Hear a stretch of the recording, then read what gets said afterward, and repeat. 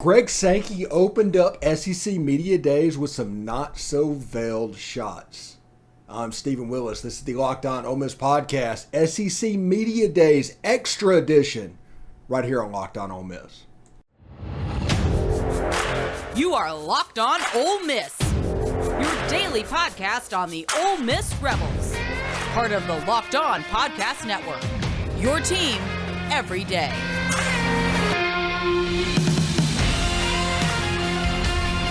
All right, welcome to the show on the Locked On Ole Miss Podcast Extra. I'm your host, Stephen Willis. Thank you very much for tuning in. Greg Sankey has taken the stage at SEC Media Days and lobbed some not-so-subtle threats.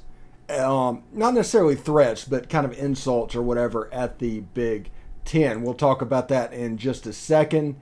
But before we get started, I do want to tell you about all this other stuff that all of a sudden I'm having trouble getting into at the moment, but we'll get to it in a second. Anyway, thank you for making the Locked On Ole Miss Podcast your first listen every day. We are free and available on all platforms, including YouTube. So do us a favor, subscribe to the YouTube channel.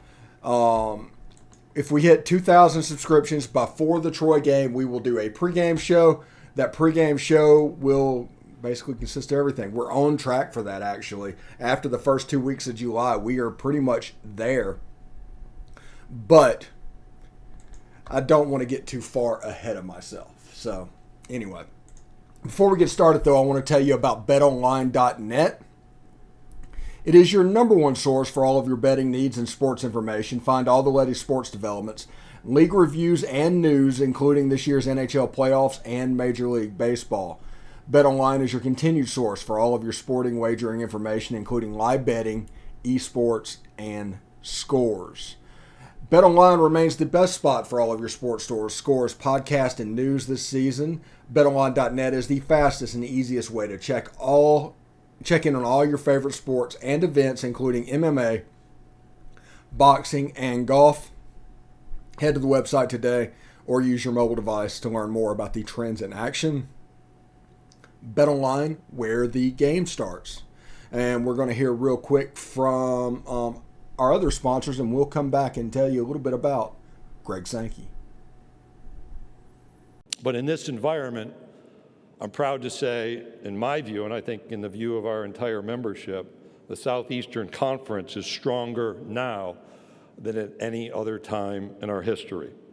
We're poised to grow to 16 members on July 1st, 2025. This expansion keeps the SEC in contiguous states, which supports a reasonable geography among like-minded universities and keeps us confident that fan interest will continue to grow in our communities, in our region, in this country, and literally across the globe. There's no sense of urgency in our league, no panic in reaction to others' decisions. We know who we are confident in our collective strength, and we are uniquely positioned to continue to provide remarkable experiences educationally and athletically, along with world-class support to student athletes. It is a compliment that people from all across the country and all across the globe want to be a part of the Southeastern Conference. We understand our fan base in our region. We have an outstanding relationship with our media partners, effective in the fall of 24, Disney, ABC, and ESPN, with a focus on how we continue to strengthen the SEC network. And I appreciate the talent, those of you behind cameras, those working in production that we never see, in directing and coordinating to make what we do this week the best TV of the summertime. As you know, when we go through this change, we are considering how to schedule. And so some of those decisions were made in Destin, but our football scheduling model is still under consideration. We had deep and productive conversations in Destin. Those conversations actually began back at our meetings in August. And when we concluded our discussion in Destin, we had a focus placed on a single division model with the ability to accommodate either an 8-game or 9-game conference schedule. And I'll wink and say we could even accommodate a 10-game conference schedule. I see all of you look up. I just wanted to see if you're paying attention. So that's actually not our focus. We ended, though, with the understanding that more questions needed to be answered, including understanding the general timeline and the issues that need to be addressed as we think forward now about the college football playoff. We have to dig through a tie-breaking procedure.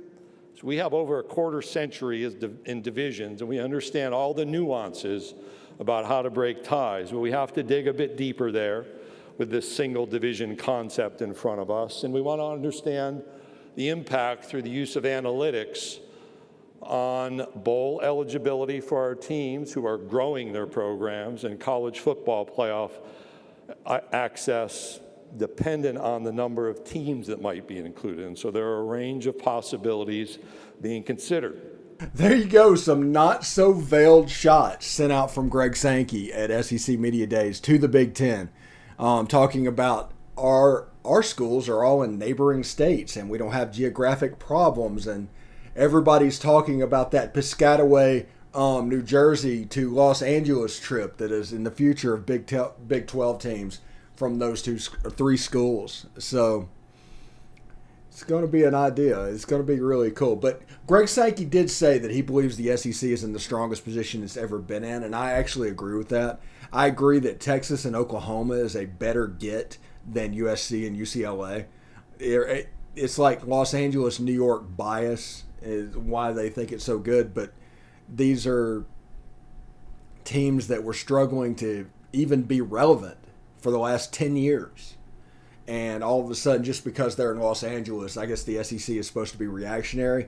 But they said they're not going to be reactionary, which is exactly what we said. We told you that the SEC is perfectly content where they are, and they will not make the next move that will destroy college football. They're going to let the Big 12 or the Big 10 do that before they go into the ACC. They're probably still trying to figure out a way to wiggle out those ACC teams from the grant of rights, because if the SEC expands, you got a hint today in this speech. It's going to be in the geographic footprint. Washington and Oregon is not a possibility. Everybody needs to quit saying it. Honestly, Notre Dame is not a possibility. Everybody should quit saying it. So focus on North Carolina, focus on Virginia, those schools that are in there, focus on Florida State, focus on Miami. Because this is all about getting intriguing matchups. And honestly, you can't expand to just 17 or 18. You're going to have to go to 20. So if the only one that adds particular value is Notre Dame and Virginia, per instance, it might be the secondary schools in those states. But you're going to have to add two more anyway. That's how Florida State, that's how Clemson, that's how Miami gets into the conversation. That's all I'm saying about that. So that is really cool. It was nice to hear from Commissioner Sankey. This was a nice kickoff of the SEC football season, and hope you guys enjoyed this extra. Remember, please subscribe to the YouTube page. It's over. If we hit 2,000 subscriptions by the Troy game, we will do a pregame show. So if you have subscribed, thank you. If you haven't, please do. We're going to blast this on social media the way we have been, and we will get going there. But all this video is obviously courtesy of the SEC Sports. So thank you for them for sharing it with us. So anyway, we're going to keep going. Lane Kiffin is yet to go today. We're going to talk about Lane Kiffin. He's probably going to appear on the Locked On Ole Miss podcast. We might do an extra for players, though.